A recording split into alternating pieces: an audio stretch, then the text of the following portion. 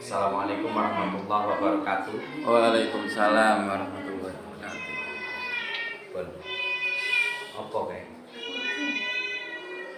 Niki nyeritakake antarané Islam karo Islam. Islam karo Islam. Makane enek sing darani salat karo syalat. Lek salat kuwi wong sing ngerti tentang salat. Tapi lek wong salat ya kuwi awakmu silat indah. Isone salat jengklat-jengklit tapi gak ngerti maknane salat. Tidak tahu yang dinamakan artinya salat. Gitu loh. Makanya sing diarani salat itu, sing diarani salat pertama toh Islam kan? Islam. Makanya pertama yang dinamakan rukun dulu. Kita tahu rukun. Rukun itu apa toh? Kudu rukun dulu. Antara hati, ucapan, pikiran, tindakan itu harus sama. Itu yang dinamakan rukun. Kalau kita sudah rukun di dalam hati dan pikiran dan tindakan kita sudah rukun, maka kita akan tahu yang dinamakan Islam, isi dan alam. Makanya kalau orang Islam cuman bisanya Islam, Isya, luhur, Isya apa terus? Subuh, luhur, asar, maghrib. Sebenarnya itu cuman Islamnya yang di dalam syariat. Tapi yang di hakikatnya Islam itu adalah iman dan ikhlas. Ini wong urip iku kudu iman karo ikhlas.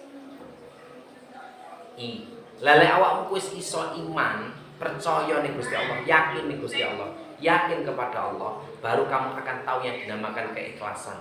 Keikhlasan ini apa? Awakmu ditakdir nih karo Gusti Allah, diciptakne dadi kaya apa, kudu nrimo, kudu ikhlas. Gitu loh. Itulah yang dinamakan kesadaran. Sadar sesadar-sadare lek aku iki diciptakne karo Gusti Allah, kabeh iki namung kehendak Gusti Allah, kabeh namung kodrat iradate Gusti Allah, ketetapane Gusti Allah. Sampai lek kaya aku pengen diciptakne dadi anak presiden, saya pengen diciptakan dadi anak presiden. Anak presiden sugih penak dimulyakne, donyane akeh. Tapi kalau Gusti Allah sampai diciptakne sampai ditaruh di rahimnya ibu sampai diciptakne dadi wong Banyuwangi pendadina penggaweane macul karo nyawa. Akhire tangi turu sampai durmek lahire ning galengan. Dangil. Itu loh. Makanya dari situ harus ikhlas. Setiap apapun yang ditetapkan oleh Allah kepada kita, kehidupan apapun kita harus ikhlas. Makanya dinamakan Islam itu bukan cuma Isya, subuh, luhur, asyar dengan maghrib, bukan. Tapi sejati hakikat Islam itu adalah ikhlas, iman dan ikhlas. Kalau kita sudah iman mantap nih Gusti Allah, yakin nih Gusti Allah, baru kita akan menerima keikhlasan karena kita semua ini hanyalah titipane Gusti Allah. Kita ini hanyalah dititipi mulai jasad, tubuh. Contoh kayak mobil. Mobil cuma buat kontak cetes, akhirnya bisa hidup. Mobil itu ketika untuk kamu hidup kan bisa hidup, tapi ketika untuk kamu nggak jalan kan nggak bisa jalan. Mau kamu tabrakan gitu terserah, karena kita dikasih pikiran dan hati. Allah sudah menghidupkan kamu melalui ragamu. Kita dikasih pikiran dan hati untuk tahu arahnya tadi kemana. Kalau motor mobil kamu mau tabrakan, kalau kamu tubuh mau berbuat buruk ya terserah. Yang penting saya sudah fasilitasi tubuh, jasad agar bisa bergerak, dan kamu saya beri akal dan hati untuk berpikir mau arahkan kemana tubuhmu ini. Mau arahkan yang baik ya monggo, kamu arahkan yang buruk ya monggo. Itu terserah kamu, itu jalan kamu. Itulah yang dinamakan takdir mu'alaq atau takdir yang bisa merubah. Allah tidak akan merubah nasib seseorang kalau manusianya tidak mau berusaha berubah sendiri, tidak mau berpikir antara kehidupan itu tadi. Terus yang pertama adalah Islam, iman dan ikhlas. Yang kedua adalah sabar. Sabar, wasta'inu bisobri wa sholat. Sabar, ya kan? Sabar. Dan ini apakah mintalah tolong kepadaku dengan sabar dan sholat.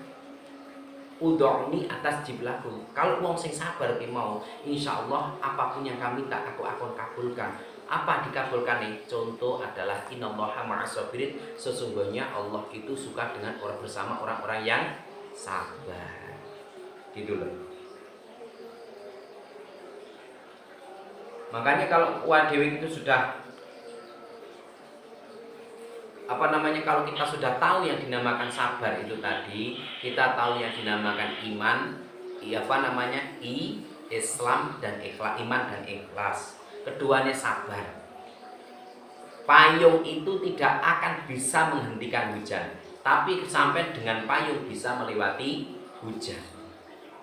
Sabar itu tidak akan bisa merubah keadaan, tetapi dengan sabar kamu bisa akan melewati keadaan apapun, meskipun sama Allah diuji seperti apapun kamu bisa melewati kalau kamu punya memegang rasa sabar. Ketika waktu kamu sudah tahu sabar, akhirnya ketika waktu kamu tahu L itu apa tak? Luhur itu apa? Akhlakun karim. Berbuatlah yang baik. Luhur itu apa? Budi luhur itu berbuat yang baik, kelakuan yang baik, menjauhi larangan Allah, melaksanakan perintahnya Allah. Kalau kita sudah tahu yang dinamakan luhur, akan tahu yang dinamakan apa? Asyar. Asyar betul. Asyar. Asyar. Rendah hati. Jadi ini tetap rendah hati. Ojo rumongso sombong. Rumongso aku dibagi-bagi wong dihantam terus akhirnya sombong, didadekne sugih terus akhirnya sombong. Jangan. Karena apa toh?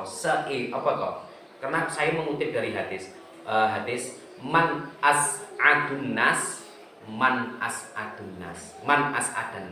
Makanya gini. Siapakah yang orang yang paling bahagia? Neng dunia iki sapa sing wong paling bahagia?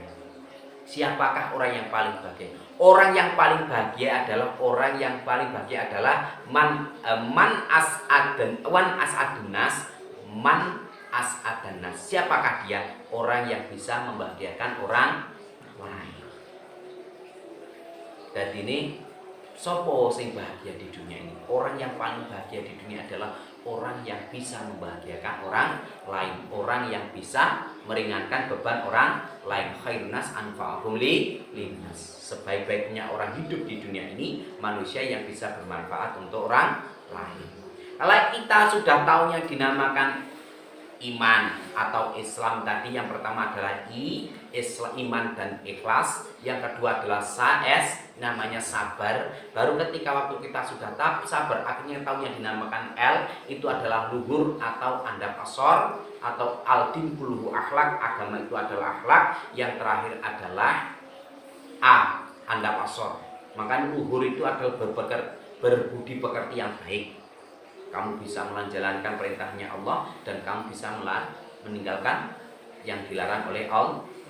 Terus akhirnya absor itu adalah asyar. Asyar itu betul. Andap asor atau rendah hati. Yang terakhir adalah M itu betul. Manunggaling kaulo Gusti. Manunggaling kaulo Gusti ini bukan kita menyatu dengan Allah, enggak.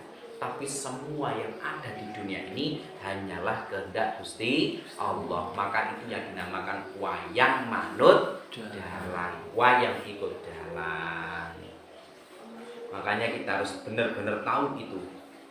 Jadinya sholat itu menyapa toko sholat ini, di dalam surat Al-Mu'minun dijelaskan as-sholatu daimun. Sholat daim itu sholat yang tidak pernah putus. Sholat yang tidak pernah putus itu sejatinya sholat orang yang bertakwa, yang selalu ingat kepada Allah. Makanya Gusti ngomong Allah kang maha suci kudu rangkulan rinolan wengi. Lah kuwi sing diarani sholat. Dan ini nggak pernah putus, dia itu mendapatkan rahmatnya Allah. Tiap hari setiap apapun yang diperbuat itu tidak akan pernah jauh dengan rahmatnya Allah. Karena apa? Dia melakukan sholat yang benar-benar sholat, bukan cuma salat. Kalau salat orang itu pandai bersilat lidah, pinter omong, tapi belum tentu dia bisa melaksanakan sholat itu tadi. Makanya iman dan ikhlas, S sabar, L luhur, andap asyar atau asyar atau andap rasor rendah hati. Yang terakhir adalah manunggaling kaulo Gusti, itu yang dinamakan kemantapan hatimu. Makanya af'ali afullah. Setiap apapun yang kita gerakkan, setiap apapun yang kita ucapkan, dan setiap apapun yang kita dengarkan, itu hanyalah gerakan Allah. Contoh HP. Kita tidak pernah melihat HP. Kita tidak HP ini buatan manusia, tapi yang tetap menghidupkan manusia. Ya enggak? Kita bisa ngerekam, HP ini bisa ngerekam jadi video. Yang videokan siapa berarti? Manusia. Sama seperti jenengan kabeh. Sampai Gusti Allah yang bisa menghidupkan, sampai Gusti Allah yang ngerekam, yang melihat semua itu sejatinya Allah. Kita hanyalah manifestasi. Makanya disinilah kita akan tiada. Kalau kita sudah tiada, akhirnya tidak ada keakuan diri, rumongso iso. Itu kita hilangkan semua itu di dalam hati kita. Agar kita tahu setiap hari itu tujuan sholat itu sebenarnya apa. Makanya saya sering katakan kumantil ati lan pikiran rasuk ibadah sampai teko jeruan tumindak Rasul dadi pendoman minangka dalan manjingi imam. Makanya dinamakan Baitullah. Baitullah itu adalah qalbumu, hatimu. Baitullah itu ada di dalam qalbumu. Itu rumahnya Allah. Sejatinya kiblatmu ya di dalam hatimu sendiri. Wis sing diarani kemantepan ati, makanya dirapatkan barisan, bukan rapat barisan, bukan rapatkan hatimu kepada barisanmu kepada ini. Hatimu qalbumu itu adalah kiblatmu, makanya dinamakan Gusti bagus bagusi ati atau sebaik-baiknya ati. Makanya Gusti Allah sebaik-baiknya ati neng tingkah polah. Makanya Gusti Allah iki tingkah polahmu. Marang sapa? Marang pangeranmu. Sapa? Ya kuwi Allah. Itu loh Allah. Akhirnya kalau kamu sudah baik tingkah polahmu, aldingkuluhu akhlakmu itu tadi, karena agama endingnya agama itu adalah akhlakul karimah kita kepada sesama manusia dan kepada Allah. Makanya hablum minanas dan hablum minallah. Makanya itu tadi kita harus pupukkan benar-benar ben supaya awake dadi wong iso resik atine. Dan ini klek awake dhewe ibadah ben supaya ini tidak dilihat orang, takut dilihat orang, itu namanya riya, agar tidak dilihat orang. Tapi kalau akan ibadah karena pengen dilihat orang, itu sudah musyrik. Bukan riya lagi, tapi musyrik. Karena kamu sholat, karena kamu ibadah, tujuannya agar dilihat orang, bukan karena Allah. Itu sebenarnya sudah musyrik hukumnya. Karena kamu sudah menduakan Allah. Itu loh. Makanya yang hati-hati agar kita tidak kesasar hidupnya. Itu loh. Makanya antara sholat dan salat itu sudah berbeda. Kalau salat itu orang yang berpandai silat lidah, pandai dalil, tapi di dalam perbuatannya itu tidak mencerminkan. Waalaikumsalam warahmatullahi wabarakatuh. Tidak mencerminkan orang yang tiap hari yang sholat. Makanya sholat itu tidak perlu kita tunjukkan kepada orang lain. Sholat itu adalah kita sampaikan kepada orang lain dengan perbuatan kita, dengan akhlakul karimah kita, dengan ucapan kita. Makanya dinamakan Islam. I adalah iman dan ikhlas. S itu adalah sabar. L itu adalah luhur atau budi luhur atau perlakuan yang baik. A adalah asor atau andap asor, yaitu rendah hati, jangan sampai kita sombong. Yang terakhir adalah M, manunggaling kalau Gusti. Barulah itu yang dinamakan sholat. Karena sholat itu bukan kita tiap hari jebat-jebat, tapi yang sholat yang kita bawa tiap hari, perbuatan kita sehari-hari ketika waktu itu bersosialisasi kepada manusia dan kepada Allah. Makanya dinamakan Islam isi dan alam. Akhirnya kalau kita sudah tahu yang dinamakan Islam isi dan alam, kita akan melaksanakan yang pertama adalah syahadat, kesaksian diri. Gitu loh. Kita sudah bersaksi, kita kesaksian diri, barulah kita akan tahu yang dinamakan sholat. Bukan salat loh. Kebanyakan orang sekarang banyak yang salat, tapi akhlaknya tidak mencerminkan orang sholat. Banyak orang yang bisa salat tiap hari 5 waktu, tapi akhlaknya tidak mencerminkan orang yang sholat. Gitu loh. Makanya hati-hati agar kita setiap hari itu bermawas diri. Karena 5 itu harus kita pegang. 5 itu harus kita pegang, 5 kita harus kita tindakan. Makanya ada namanya sholat syariat, ada namanya sholat hakikat. Kalau sholat syariat tiap hari kita lakukan 5 waktu nggak pernah putus. Tapi sholat hakikat tiap hari sholat itu harus kita tindakan dengan kelakuan kita sehari-hari kepada sesama manusia dan kepada Allah. Makanya intinya dari situ adalah man as'adun nas. Barang siapakah orang yang paling bahagia di dunia ini adalah orang yang siapa? Man as'adan nas. Orang yang bisa membahagiakan orang lain. Itu yang paling penting. Diucapkan setiap hari agar hati kita selalu dibersihkan dan sholat itu kita bawa kemana-mana. Cuman jangan ketika waktu kita salat saja 5 waktu kita sudah terus akhirnya tiap harinya kita tidak melaksanakan yang diajarkan tentang sholat yang isinya sholat itu tadi. Inni wajahtu wajahya illadhi fataras samawati wa ma fil ardh. Hidupku dan matiku semua saya pasrahkan kepada Allah. Wajahtu wajahya. Makanya inilah qalbu. Makanya Baitullah itu sebenarnya itu ada di dalam qalbumu. Kiblat sejatinya itu ada di dalam qalbumu. Makanya inilah yang dinamakan Baitullah. Makanya kamu tiap hari naik haji tapi nggak tahu hakikat haji itu percuma. Hakikat haji itu sebenarnya di dalam diri kita sendiri. Kalau itu kita ziarah ke makamnya, ziarah ke peti laksanya. Yang hakikat haji itu adalah Baitullah, itu rumah kita. Makanya kita akan tawaf itu kita karena kita akan melaksanakan kehidupan 7 dimensi atau 7 alam. Yang pertama adalah Lauh Mahfuz, yang kedua adalah alam kandungan, yang ketiga adalah alam dunia, yang keempat adalah alam kubur, yang kelima adalah alam barzakh atau alam akhirat. Baru alam surga dan alam neraka. Ini adalah 4. Gitu loh. Semua itu kita akan dilaksanakan 7 itu tadi. Makanya itu tawaf mutari kita. Makanya 4 kiblat itu tadi. 4 kiblat itu sebenarnya 4 hawa nafsu kita. Gitu loh. Makanya hidup itu aja 4. Kanjeng Nabi itu punya sahabat 4. Malaikat yang terkenal adalah 4. Gitu loh. Lah, di dalam nafsu kita sebenarnya sejatinya martabat 7 itu tadi, tapi di definisi kan itu hanyalah 4. Lawamah, amalah, amarah, sufiah, mutmainah. Itu sebenarnya. Baru entah kita akan tahu yang dinamakan ikhlas dan sabar. Baru ketika waktu kita sudah nerimo lan sabar itu tadi, mutmainah, sabar lan nerimo, baru kita akan tahu yang dinamakan kasih dan sayang itu tadi. Makanya itu yang paling kita bantahkan. Kalau kita sudah tahu yang dinamakan qalbu itu sejatinya adalah Baitullah, maka kamu akan butuh yang namanya masjid. Masjid itu orang masjid setiap hari mbok punya jamaah ya. Masjid itu sejatinya ya qalbu itu sejatinya masjid karena rumahnya Allah di masjid. Kalau kamu sudah punya masjid di dalam hatimu, kamu tahu di dalam hatimu ada masjid, pasti kamu akan membutuhkan yang dinamakan imam. Imamnya siapa? Tumindak Rasul dari pendoman.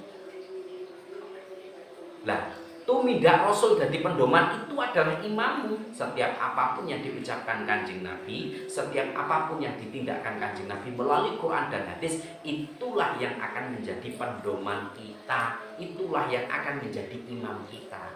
Kalau kita sudah tahu yang dinamakan imam, barulah kita akan butuh yang namanya makmum.